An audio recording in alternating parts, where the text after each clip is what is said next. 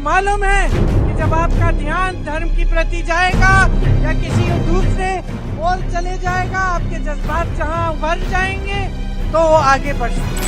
Congress party ने अपने manifesto में बजरंग बली को ताने में बंद करने का निर्णय किया है।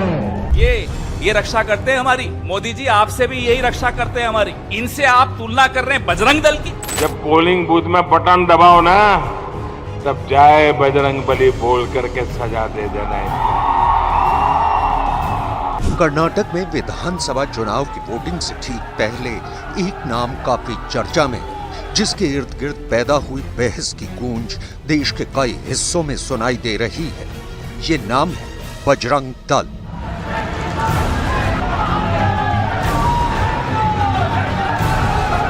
बजरंग दल अक्सर अपनी गतिविधियों की वजह से सुर्खियों में रहता है, लेकिन इस बार की कहानी बहुत हद तक अलग है। कैसे? चलिए आपको बजरंग दल को लेकर हो रही सियासत से लेकर इसके इतिहास तक की हर बड़ी बात बताते हैं। तारीख 2 मई 2023। कांग्रेस कर्नाटक विधानसभा चुनाव के लिए अपना घोषणा पत्र यानी मैनिफेस्टो जारी करती है। इस मैनिफेस्टो में वो बजरंग दल का भी जिक्र करती है।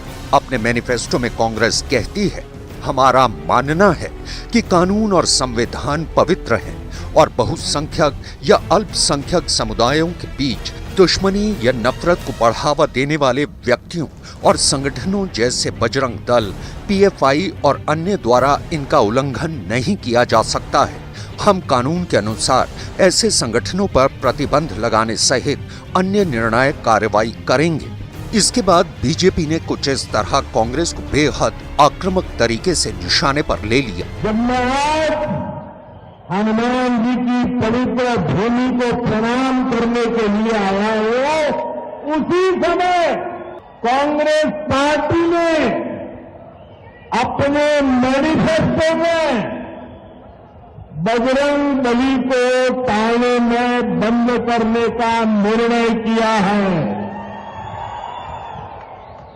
पहले प्रभु श्री राम को ताले में बंद किया और अब जय बजरंग बली बोलने वालों को ताले में बंद करने का संकल्प लिया है। हमारा गृह मंत्री जी ने पीएफआई को बैन किया है। कांग्रेस बोल रहा है मैं बजरंग दल को बैन करूंगा। आज जो कांग्रेस का मैनिफेस्टो है ये कंप्लीट मुस्लिम फंडामेंटलिस्ट मैनिफेस्टो है। जिन्ना भी जिंदा होता था तो ऐसा मैनिफेस्टो कभी नहीं देता था, मेरा विश्वास है। वहीं कांग्रेस ने कुछ इस तरह से बीजेपी को जवाब दिया। ये ध्रुव सक्सेना जिस दल के हों, उनको आप मेरे आराध्य देव हनुमान जी से कंपेयर करेंगे, बजरंग बली से कंपेयर करेंगे? ये रक्षा करते हैं हमारी। मोदी जी आपसे भी यही रक्षा करते हैं हमारी। इनसे आप तुलना कर रहे हैं बजरंग दल की, जिनके विषय में आपके अपने नेता ज्योतिरादित्य सिंधिया ने क्या कहा था, याद है 2017 में, कि ये आईएसआई से संबंधित लोग हैं, आईएसआई सर्टिफाइड पार्टी है। If you don't violate the law and the constitution, you are safe. Why are you worried? हालांकि कांग्रेस ने यह भी कहा कि अगर कोई संविधान या कानून का उल्लंघन नहीं करता तो वो सुरक्षित है। इनका उल्लंघन करने वालों को ही चिंता करनी चाहिए। इस मामले पर कांग्रेस ने एक तरफ ये बताने की कोशिश की है कि बजरंग दल और बजरंग बली का कोई सीधा संबंध नहीं है। इस दलील के आधार पर उसने बीजेपी पर आक्रामक होकर पलटवार भी किया है। दूसरी तरफ कांग्रेस बजरंग बली को लेकर बचाव के अंदाज में भी दिख रही है। न्यूज एजेंसी पीटीआई के मुताबिक कांग्रेस ने कर्नाटक में हनुमान मंदिरों के निर्माण और जीर्णोद्वार का वादा भी किया है। कर्नाटक कांग्रेस चीफ डीके शिव कुमार ने कहा है,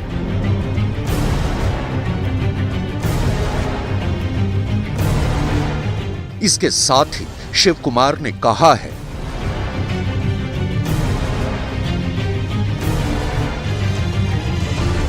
वहीं कांग्रेस के वरिष्ठ नेता और कर्नाटक के पूर्व मुख्यमंत्री एम वीरप्पा मोइली ने कहा है कि कांग्रेस ने नफरत की राजनीति के खिलाफ सुप्रीम कोर्ट की कड़ी टिप्पणियों की पृष्ठभूमि में घोषणा पत्र में बजरंग दल जैसे संगठनों के खिलाफ कार्रवाई का जिक्र किया था। मोइली ने कथित तौर पर यह भी कहा है कि राज्य सरकारों को ऐसे संगठनों पर प्रतिबंध लगाने का अधिकार नहीं है। अब बजरंग दल के बारे में कुछ बातें जान लेते हैं, जैसे इसका जन्म कैसे हुआ, ये क्या काम करता है और अक्सर इस पर किस तरह के आरोप लगते रहते हैं। तो सबसे पहले आपको बता दें कि बजरंग दल विश्व हिंदू परिषद यानी वीएचपी से जुड़ा हुआ संगठन है। इसकी वेबसाइट पर बताया गया है कि बजरंग दल की स्थापना 8 अक्टूबर 1984 को अयोध्या में हुई।